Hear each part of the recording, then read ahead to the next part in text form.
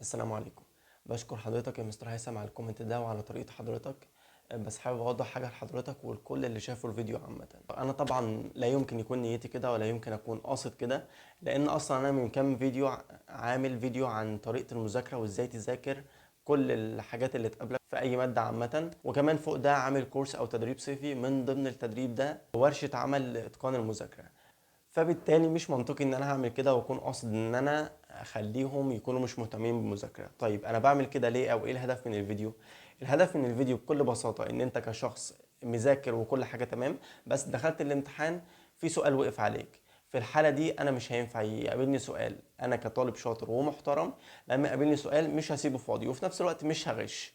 فدي الطريقه اللي انت بتعملها، الطريقه الصح ان انت تعملها لو وقف عليك سؤال او سؤال ما انتش عارفه. بتعمل ايه؟ بتبدأ ان انت تعمل الطريقة دي عشان توصل للسؤال وتحل السؤال بشكل اقرب للصح او باقرب نسبة صح.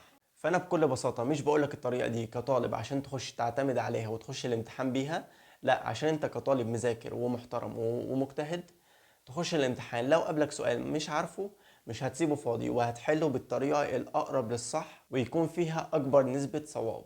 لكن طبعا لازم تكون مذاكر وتكون متمكن من المادة عشان تقدر تخش الامتحان وتكون مذاكر كله وفاهم كل الأسئلة.